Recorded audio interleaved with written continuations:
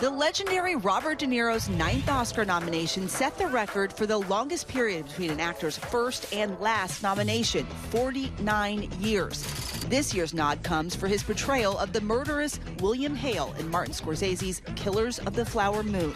That or when you go to her sister's, your wife, well, he's taking money that by rights should go to Molly. But before the Oscar noms and the iconic career, the up-and-coming 22-year-old New York City kid was an extra in this 1965 French film, 3 Rooms in Manhattan. Hey, Lloyd, you be the psychiatrist. Sure, man.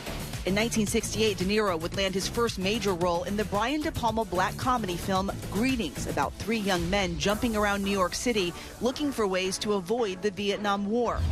In 1973, De Niro would star in his first of 11 Martin Scorsese films for the film Mean Streets. You're too good for this $10, huh? You're too good for it. It's a good $10. The next year would bring De Niro to new heights in Hollywood and cement him as one of the all-time greats with his first Oscar nomination and win in his legendary performance as a young Vito Corleone in The Godfather Part 2.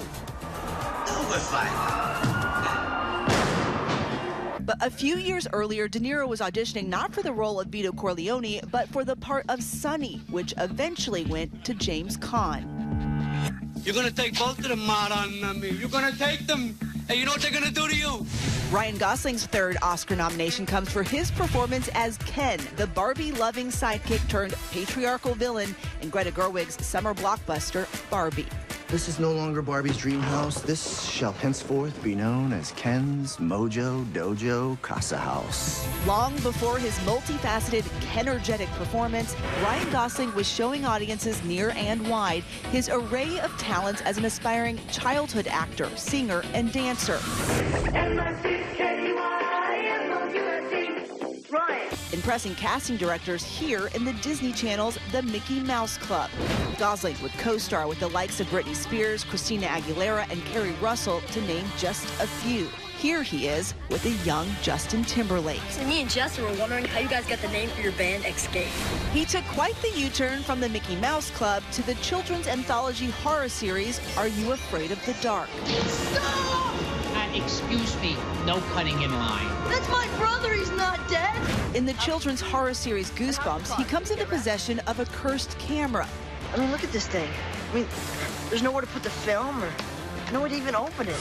In 1999, he was cast in The Unbelievables alongside Steve Carell and Tim Curry. There was a swinging party in the tiki room at the Fortress of Anna. It was one hell of a lovin'. Ew. A rarely before-seen television superhero pilot, which was quickly canceled. Oh, I got this.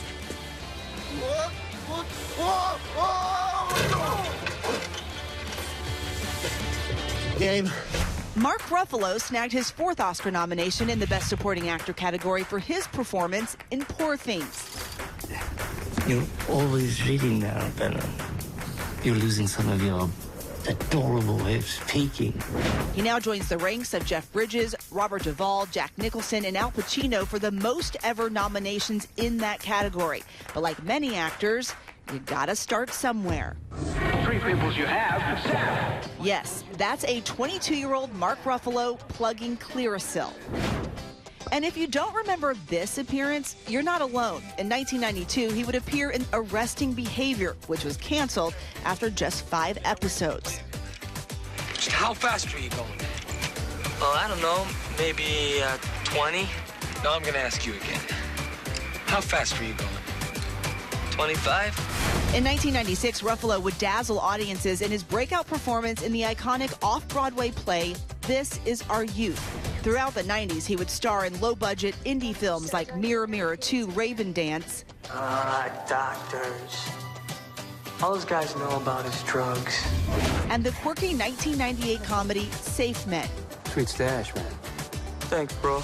And rose to new heights in the Sundance winner, You Can Count on Me. But it's not like I'm down there in some redneck bar in Florida. I'm having an argument with some stripper's boyfriend, and I suddenly say to myself, hey, this would be a great time to really stick it to Sammy and get myself locked up for a few months. Hey. Sterling K. Brown is up for his first Academy Award for his nuanced performance as the charismatic brother of fellow Oscar nominee Jeffrey Wright in American Fiction. Did you know Dad had affairs? Oh, for sure. How? You could just tell. Lisa told me she saw him kissing a white woman once.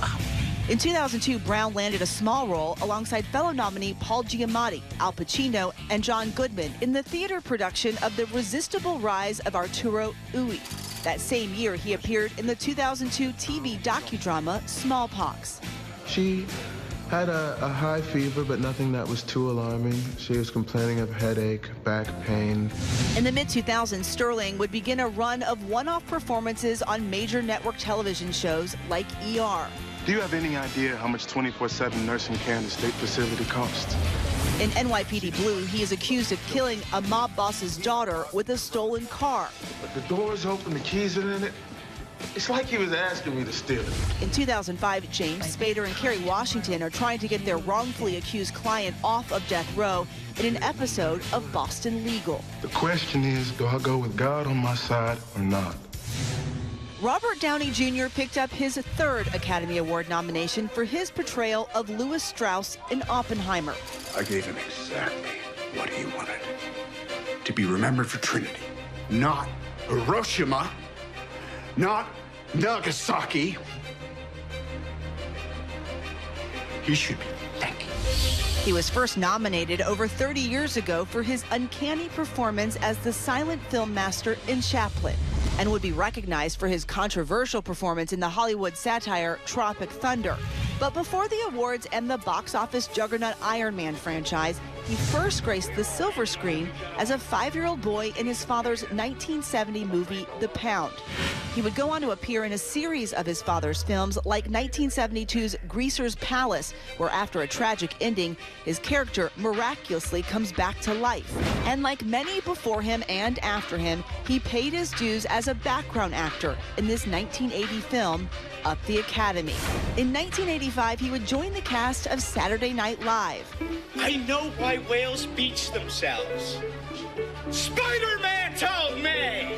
He was gone after just one season, saying he was ill-suited for rapid-fire sketch comedy. But he started to make his way in Hollywood after being cast in several films alongside the 1980s teen darlings, The Brat Pack. Here he is as the bully, Ian, in Weird Science. Sorry, boys. Momentary loss of motor now. And in the 1987 film Less Than Zero, Downey delivers one of his rawest performances of his young career. I was wondering if I could stay at home tonight. I just really would love to wake up and know where the hell I am for once. It'd be a nice change of pace for me. Hi everyone, George Stephanopoulos here. Thanks for checking out the ABC News YouTube channel. If you'd like to get more videos, show highlights, and watch live event coverage, click on the right over here to subscribe to our channel, and don't forget to download the ABC News app for breaking news alerts. Thanks for watching.